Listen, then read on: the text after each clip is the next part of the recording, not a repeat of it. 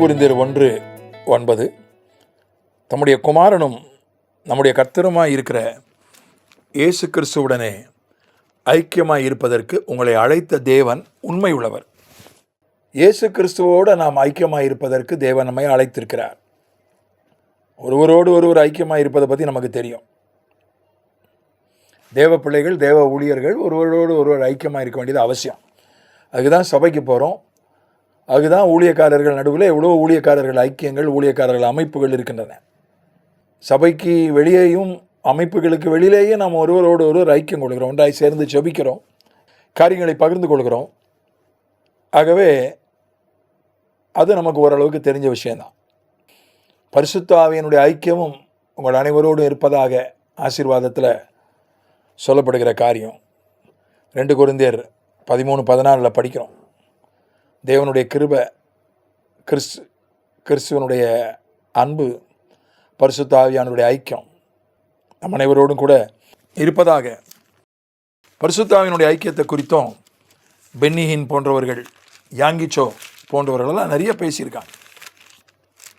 அதனால் பரிசுத்த ஆவியோடு ஐக்கியம் கொள்வது, கிறிஸ்துவோடு ஐக்கியம் கொள்வது, பிதாவோடு ஐக்கியம் கொள்வதும் சொல்லப்பட்டிருக்கிறது. 1 யோவான் 1:3 பிதாவை பார்க்க முடியாது, அதர்சனமானவர், காணக்கூடாதவர், கண்டிராதவர், அந்தரங்கத்தில் வாசம் பண்ணுகிறவர், அவரோடு நமக்கு ஐக்கியம் உண்டு.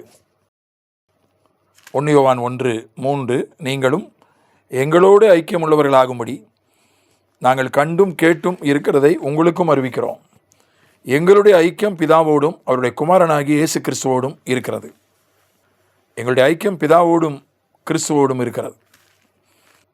1 கொரிந்தியர் 1 கிறிஸ்துவோடு ஐக்கியம், 2 கொரிந்தியர் கடைசியில் பரிசுத்த ஆவியோட ஐக்கியம், இன்னும் பல வசனங்கள்ல அது இருக்குது.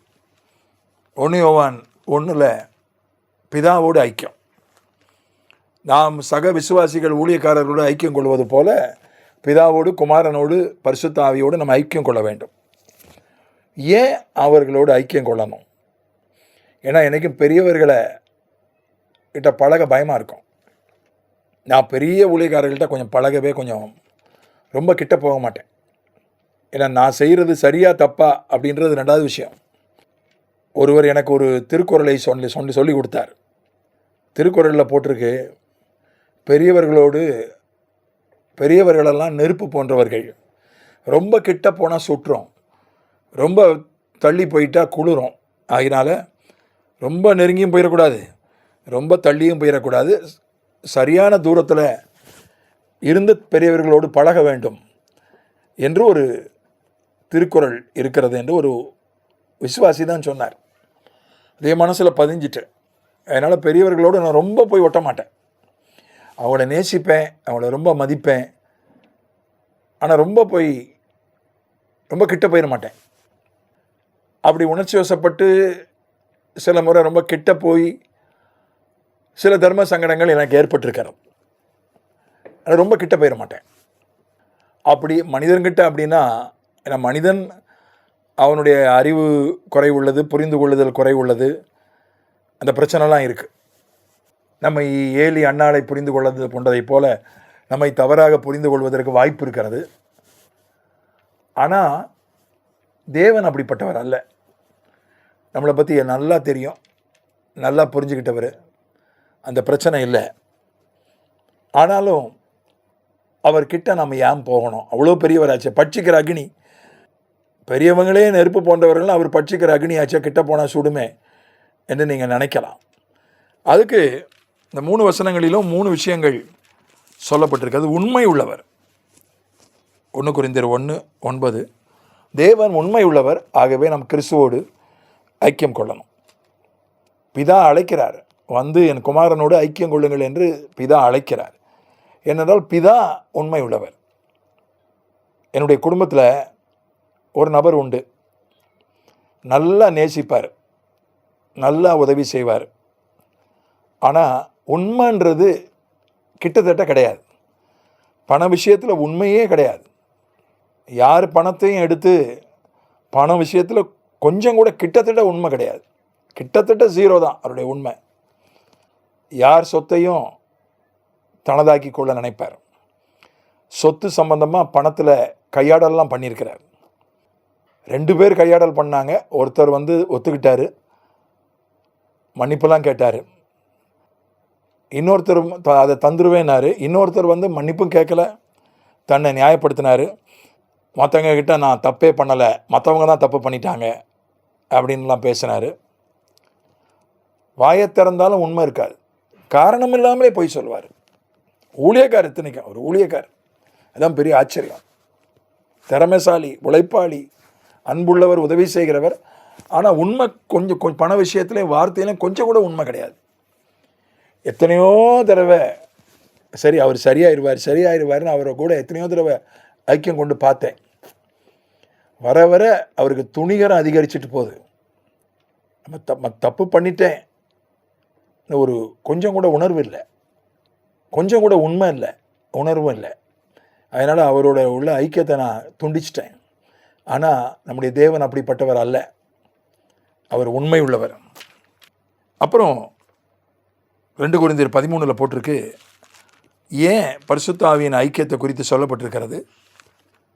அவர் தேவனுடைய அன்பை குறித்து அங்கே சொல்லப்பட்டிருக்கிறது. தேவனுடைய கிருபையை பற்றி அந்த வசனத்தில் சொல்லப்பட்டிருக்கிறது. அவர் அன்புள்ளவர். சிலர் உண்மையாக இருப்பாங்க, அன்பாக இருக்க மாட்டாங்க. நான் முதல்ல சொன்ன அந்த ஆள் எங்கள் சொந்தக்காரர், ஊழியக்காரர், அன்பானவர். அவரை போல் எங்கள் குடும்பத்தில் அன்பானவர்கள் கிட்டத்தட்ட கிடையாதுன்னு தான் சொல்லணும். ஆனால் உண்மை கொஞ்சம் கூட கிடையாது. சிலர் உண்மையாக இருப்பாங்க, ஆனால் அன்பு இருக்காது. உண்மையாக இருப்பாங்க, அவங்கள பண விஷயத்தில் உண்மையாக இருப்பாங்க, வார்த்தையில் உண்மையாக இருப்பாங்க, பெண் விஷயத்தில் உண்மையாக இருப்பாங்க. ஆனால் அன்பு கொஞ்சம் கூட இருக்காது. இப்போ அவங்களோட ஐக்கியம் கொள்வது கஷ்டம். நம்முடைய தேவன் உண்மை உள்ளவர் மட்டுமல்ல, அன்புள்ளவர்.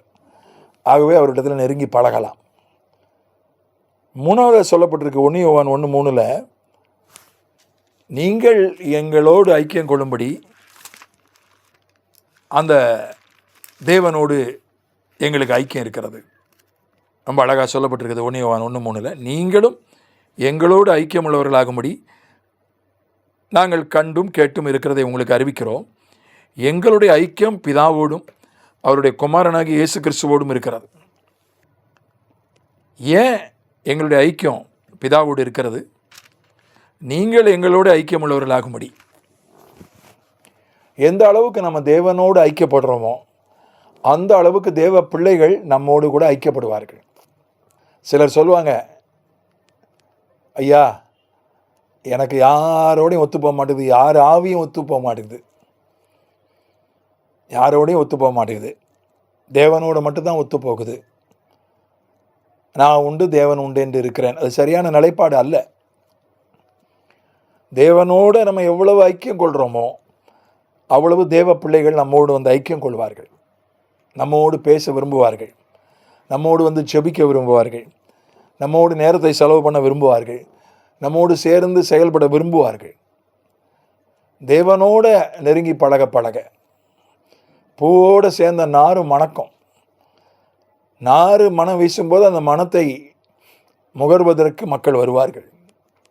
காந்தத்தோடு சேர்ந்த இரும்பும் அதுக்கும் காந்த சக்தி வந்துடும். ஆட்டோமேட்டிக்காக இரும்பு ஈர்க்கப்படும். நம் தேவனோடு ஐக்கியம் கொள்வது எதற்காக? மற்றவர்கள் நம்மோடு ஐக்கியம் கொள்வதற்கு அது ஒரு வழி. ஆகவே தேவனோடு ஐக்கியம் கொள்வோம், அவரோடு நடப்போம், அவரோடு சஞ்சரிப்போம், அவரோடு உறவாடுவோம், அவரோடு இசைந்து ஒரே மாம்சமாய் ஒரே ஆவியாய் மாறுவோம், அவரோடு பழகி சமாதானமாய் இருப்போம். ஆமென்.